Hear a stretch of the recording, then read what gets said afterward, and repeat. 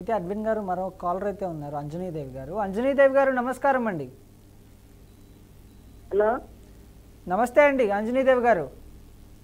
నమస్తే మేడం. నమస్తే madam. Madam madam కాదండి సార్, మేడం రాలేదు ఈరోజు. సార్ నమస్తే సార్. నమస్తే సార్. చెప్పండి అమ్మా, ఎక్కడి నుంచి మాట్లాడుతున్నారు? ఎర్రగుంట్ల సార్, వైఎస్ఆర్ కడప డిస్టిక్ నుంచి మాట్లాడుతున్నాను సార్. ఓకే చెప్పండి, సమస్య ఏంటమ్మా? సమస్య ఏం లేదు సార్, మాది పూర్వీకుల ఆస్తి సార్. అది అన్ని డాక్యుమెంట్స్ మా దగ్గర ఉన్నాయి, ఈసీ అన్ని వస్తున్నాయి సార్. ఆన్లైన్ చేయమంటే చేయడం లేదు సార్. ఏమన్నా అంటే గనక మీ రికార్డే లేదు మా దగ్గర అంటున్నారు సార్. బ్రహ్మంగారి మఠం సార్. ఓకే, మీరు కోర్ట్ ఆఫ్ లాలో వేసేసి మీరు ఒక ఆర్డర్ తీసుకోవాలమ్మా. ఏంటంటే గవర్నమెంట్ మీద ఫస్ట్ లెటర్ వేయండి అమ్మా, వాళ్ళకి ఎంఆర్ఓకి ఆర్డీఓకి వాళ్ళందరికీ లెటర్ పెట్టండి. ఫస్ట్ లెటర్ పెట్టేసి పహానీలో ఏముందో చూసుకోండి. ఫస్ట్ పహానీలో ఆక్రమణదారు ఉందా, కబ్జాదారు ఉందా, లేకపోతే యజమాని అని చెప్పేసి వస్తుందమ్మా దాంట్లో. ఏది పహానీలో ఏమొచ్చిందో చూసుకొని దాని ప్రకారం ఒకవేళ వీళ్ళు ఎంఆర్ఓ కానీ ఆర్డీఓ కానీ లేకపోతే రెవెన్యూ వాళ్ళు కానీ మీకు ఒకవేళ మీకు హెల్ప్ చేయకుండా లేకపోతే మీకు అది చేయకపోతే మీరేంటంటే మీరు కోర్టులో వేసేసి వాళ్ళ మీద డైరెక్షన్ తీసుకోవాలమ్మా. రిట్ కానీ లేకపోతే ఫైల్ చేసేసి మీరు డైరెక్షన్ తీసుకోవాలి త్రూ కోర్ట్ ఆఫ్ లా.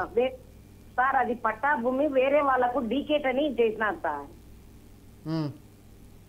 అది పట్టా భూమి సార్. యాక్చువల్ గా తాత పేరు మీద ఈసీ ఉంది, ఆర్ఎస్ఆర్ ఉంది, అన్ని ఉన్నాయి సార్. అయితే వాళ్ళు డీకేట్ అని చెప్పేసి వేరే వాళ్ళకు ఒక ఇద్దరికి ఆన్లైన్ చేసినారు సార్. అది అదే అమ్మా, ఇప్పుడు మీ ల్యాండ్ని వేరే వాళ్ళకి అలాట్ చేసినారు కాబట్టి మీరు ఏంటంటే పహానీలు పెట్టుకొని పహానీలలో ఏమొచ్చిందో చూసేసి మీరు కోర్ట్ ఆఫ్ లా నుంచి ఆర్డర్ తీసుకోండి అమ్మా. ఎంఆర్ఓ మీద ఆర్డీఓ మీద మీరు ఆర్డర్ తీసుకోండి. ఆర్డర్ తీసుకుంటే దాన్ని ఇంప్లిమెంట్ చేయాల్సి వస్తుంది వాళ్ళు తప్పకుండా. మీ దగ్గర డాక్యుమెంట్స్ ఉన్నాయి అంజనీదేవి గారు? ఉన్నాయి సార్. డాక్యుమెంట్స్ అంటే ఆయన పేరు మీద రికార్డు లేదంటారు. మా దగ్గర వచ్చేసి ఈసీ ఉంది సార్. ఈసీ వస్తుంది రిజిస్టర్ ఆఫీస్ లో.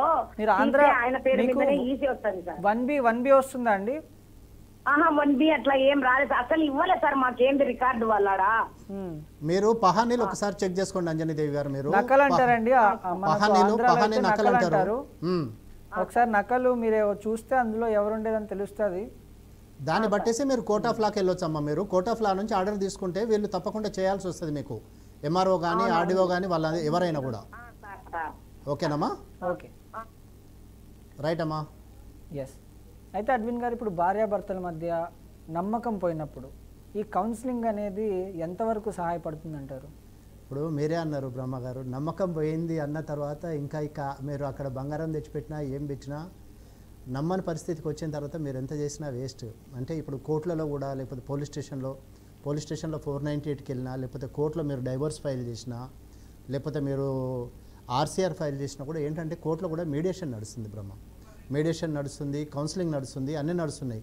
కానీ కౌన్సిలింగ్లో సెట్ అయ్యే మ్యాచెస్ చాలా రేర్, అంటే రేర్ ఆఫ్ ద రేర్ అకేషన్స్లో మళ్ళీ కపుల్స్ ప్యాచ్ కావడం అయ్యే ఛాన్సెస్ తక్కువ, వెరీ ఫ్యూ. అంటే ఏంటంటే కోర్టులో ఈ డైవర్స్ రేట్ పెరుగుతుంది, లేకపోతే ఇట్లా మ్యారిటల్ డిస్ప్యూట్స్ పెరుగుతున్నాయి కాబట్టి వీళ్ళని కలిపి ఉంచాలి, లేకపోతే ఇవన్నీ మనము అంటే దీన్ని తగ్గించాలనే ఒక ఇంటెన్షన్ తోటి, గుడ్ కాజ్ తోటి కోర్ట్స్ మెడియేషన్ సెంటర్స్ కానీ లేకపోతే కౌన్సిలింగ్ సెంటర్స్ కానీ ఎస్టాబ్లిష్ చేశారు. కానీ ఏంటంటే ఒక్కసారి వాళ్ళు మైండ్ మేకప్ చేసుకున్న తర్వాతనే కోర్ట్ ఆఫ్ లాకి వస్తున్నారు Brahma. While filing the divorce itself వాళ్ళు మైండ్ మేకప్ చేసుకొని వాళ్ళు డిసైడ్ చేసుకొని వస్తున్నారు. కాబట్టి కోర్టులో వచ్చి కౌన్సిలింగ్లో వాళ్ళు సెటిల్ అవుతారు, లేకపోతే కౌన్సిలింగ్లో మళ్ళీ అంటే కలిసి ఉంటారు అనే ఛాన్సెస్ చాలా బ్లీక్గా కనపడుతున్నాయి. కలిసి డెసిషన్ తీసుకున్నారు కాబట్టి ఇంకా వాళ్ళు కలిసి ఉండే ఛాన్సెస్ అయితే చాలా తక్కువనే. ఒకటి అంటే ఒక ఎఫర్ట్ చేయడంలో తప్పు లేదు, కానీ ఎంతవరకు కలిసి ఉంటారు అనేది మాత్రం చాలా రేర్ అకేషన్స్. ఓకే. అయితే అడ్మిన్ గారు మరొక కాలర్ అయితే ఉన్నారు, గోపాల్ రెడ్డి గారు హైదరాబాద్ నుంచి. గోపాల్ రెడ్డి గారు నమస్కారం అండి. నమస్తేనండి. చెప్పండి, సమస్య ఏంటండి? నల్గొండలో ఎంఆర్ఓ ఓంకార స్వరూపుని జగద్గురు బాలయ్య భారతదేశ మాత ఆశ్రమాన్ని మీద ఫోటో పెట్టిండు. ఏంటండి మీ వాయిస్ వినిపించట్లేదండి సరిగ్గా. వినిపిస్తలేదా? అవునండి. ఇక్కడికి వస్తే వినిపిస్తుందా? వినిపిస్తుంది, చెప్పండి. ఓంకార స్వరూపిణి శ్రీ శ్రీ బాలయ్య మాణికేశ్వర మాత ఆశ్రమం మీద వేరే వాళ్ళ ఫోటో పెట్టిండు. వేరే వాళ్ళకి ఏమి ఇచ్చారండి? ఏమంటారు? మీరు టీవీ చూస్తున్నట్లున్నారు, టీవీ సౌండ్ మ్యూట్లో పెట్టండి, లేకపోతే టీవీకి దూరంగా వచ్చి మాట్లాడండి. చూస్తలేను, టీవీ చూస్తలేదు, ఇంతలేదో మైక్ సౌండ్ వస్తుంది. ఓకే, చెప్పండి. అయితే అది ఆశ్రమ భూమి కదా, ఎవరి ఫోటో పెట్టకూడదు కదా. మీరేదో అంటున్నారు కానీ అర్థం కావట్లేదండి, మీ వాయిస్ సరిగ్గా వినిపించట్లేదండి. వాయిస్ సరిగ్గా వినిపిస్తలేదా? అవునండి, కొంచెం గట్టిగా మాట్లాడండి. గట్టిగా మాట్లాడుతున్నా.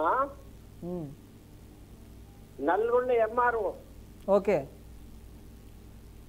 ఓంకార సూర్ని శ్రీ శ్రీ బాలయోగి మాణికేశ్వర మాత ఆశ్రమం. అయితే నల్గొండ ఎంఆర్ఓ ఆశ్రమం భూమి మీద పాస్బుక్ మీద వేరే వాళ్ళ ఫోటో పెట్టిండు. ఓకే, ఆశ్రమ భూమి పాస్బుక్ల దగ్గర మీద వేరే వాళ్ళ ఫోటోలు ఉన్నాయి. అది పెట్టిండు.